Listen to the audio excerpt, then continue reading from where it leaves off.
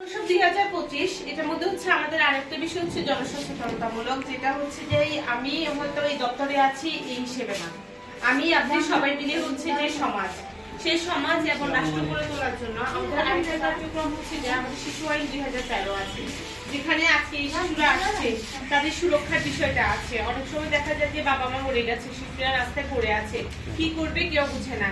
আমি যে শুধুমাত্র সমাজসেবা অফিসার এটা না, শিশু আইন অনুযায়ী হচ্ছে আমি প্রবেশন অফিসার, অলরেডি হচ্ছে এখানে আমার একজন প্রবেশনারও আছে যে আমার আন্ডারে থাকবে, তার হচ্ছে যে সংশোধনের জন্য ওই কার্যক্রমটা আমার কাছে দেওয়া।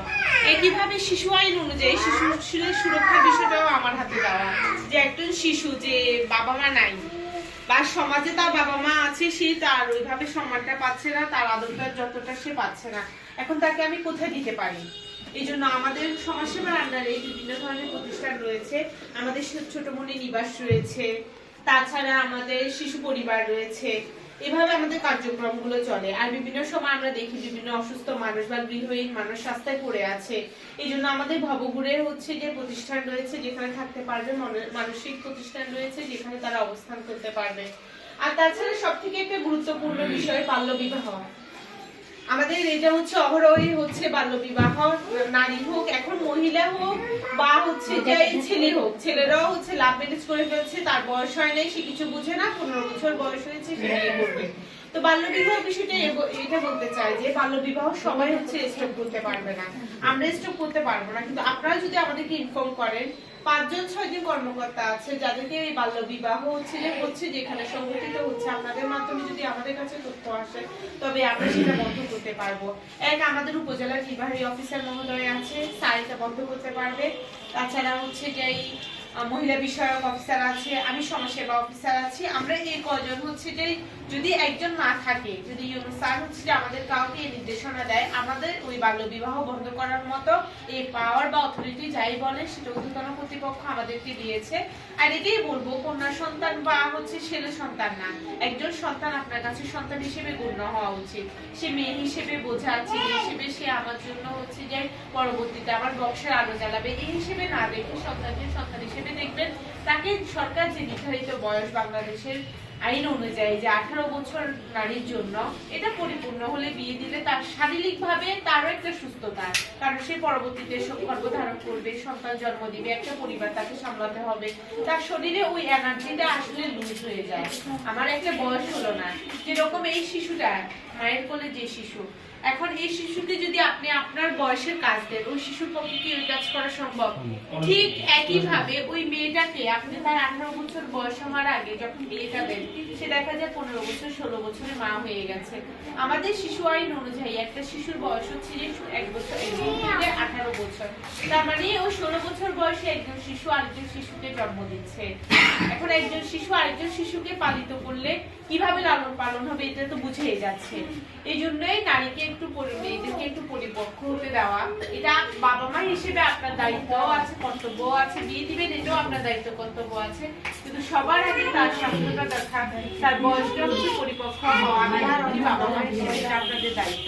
বাল্য বিবাহ হচ্ছে আমি আপনি একা কেউ হচ্ছে যেই করতে পারবো না, এটা আমাদের সবার জন্য। আর সমাজে আরেকটা হচ্ছে নিকৃষ্ট বিষয় হচ্ছে যৌতুক ছাড়া, এটা দেখা যেত তার আগে সনাতন ধর্মাবলম্বীদের মধ্যে ছিল যে যৌতুক কথাটা, কারণ সে বাবা মার থেকে চলে যাচ্ছে একেবারে সবকিছু নিয়ে যায় এটা, কিন্তু আমাদের মুসলিম পরিবারে ইদানিং এই যৌতুক প্রথাটা বিপুল হারে চলে আসছে। হয়তো কেউ মুখে চায় কেউ মুখে চায় না, কিন্তু যারা মুখে চায় না তারাও বিয়ের পর দেখা যায় এই যৌতুকের জন্যই বারবার হচ্ছে যে প্যারা দেয় যে আমি বিদেশ যাবো, এনে দাও, 1 লাখ টাকা এনে দাও, আমার খাট নাই পালক নাই দাও, আমাকে হাড়ি বাজি এনে দাও। আসলে এই যৌতুকের মতো নিকৃষ্ট বিষয় আপনি আরেকটা পরিবারের কাছে এগুলো চান, বিয়ে করেছেন, আপনি তো বিয়ে করেছেন বুঝে শুনে বিয়ে করেছেন যে একটা মেয়েকে আমি নিয়ে আসবো, সে আমার পরিবারের সদস্য হবে, আমার অর্ধাঙ্গিনী হবে, আমার জীবনসঙ্গী হবে, সে জীবন পর্যন্ত তার সাথে আমি কাটাবো। তাহলে আপনার মাথায় এটা আসে না যে আরেকজনের কাছ থেকে হাত থেকে টাকা চাওয়া, দাও দাও দাও, এটা তো আরো খারাপ। আপনি তো তার বাবার থেকে যে মেয়েটাকে তো নিয়ে আসছেন, তার জীবনের অমূল্য একটা ধন আপনাকে দিয়ে দিয়েছে, আবার তার থেকে অর্থ চাওয়া, জিনিসপত্র চাওয়া, এটা মানে মনুষ্যত্ব নাই, বিবেকহীন একজন মানুষের পক্ষে সম্ভব। যার মধ্যে ন্যূনতম মনুষ্যত্ব থাকবে সে এই যৌতুক কখনো চাইতে পারে না। এটা কারণ লজ্জা, একজনের কাছে যেরকম হাত পেতে ঋণ পাওয়া চাওয়াটা লজ্জা, ঋণ একইভাবে যৌতুকটাও তার বাবা মায়ের কাছে চাওয়া, ভাইদের কাছে চাওয়া, এটাও লজ্জা। তাই বলবো যে যৌতুক থেকেও আমরা দূরে থাকি, বাল্যবিবাহ থেকে দূরে থেকে আমরা আমাদের সমাজটাকে সুন্দর করে গড়ে তুলি, যেখানে একজন নারী তার প্রকৃত মর্যাদা পাবে, একজন পুরুষ তার প্রকৃত মর্যাদা পাবে, একজন শিশু তার যথাযথ মর্যাদা আদর পেয়ে হচ্ছে বড় হবে। আর শিশুদের ক্ষেত্রে আরেকটা বিষয় বলবো যে এখন আমরা মনে করি যে শুধু অনেক সময় হচ্ছে ইউনুসাদের কাছে লোকজন আসে, সব দায়িত্ব মনে হয় যেন উপজেলা পরিষদে বা উপজেলা প্রশাসনে যারা চাকরি করে তাদের। আসলে তাদের না, আপনার শিশু সে ঘন্টার পর ঘন্টা মোবাইল ব্যবহার করছে, আপনি বাবা মা হিসেবে তাহলে কি দায়িত্বটা পালন করছেন? আপনি মোবাইলটা তার হাতে দিয়ে দেন, ওই মোবাইলে হচ্ছে যে এমন কোনো রেস্ট্রিকশন, কোনো বাধা দেওয়া যায় যে আপনার শিশু ওই জিনিসটা দেখতে পাবে না। মোবাইলে সবকিছু আছে। আপনার শিশু খারাপ হওয়ার পিছনে, তার মূল্যবোধ নষ্ট হওয়ার পিছনে সমাজ রাষ্ট্র থেকে সবার আগে হাত হচ্ছে পরিবার হিসেবে আপনার।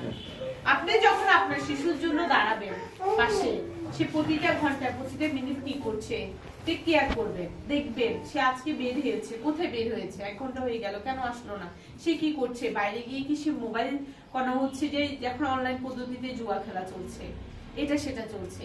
মূলত শিশুরা এগুলোর মধ্যে সম্পৃক্ত হয়ে যায়। আমরা শিশুদেরকে সময় দিতে পারি না।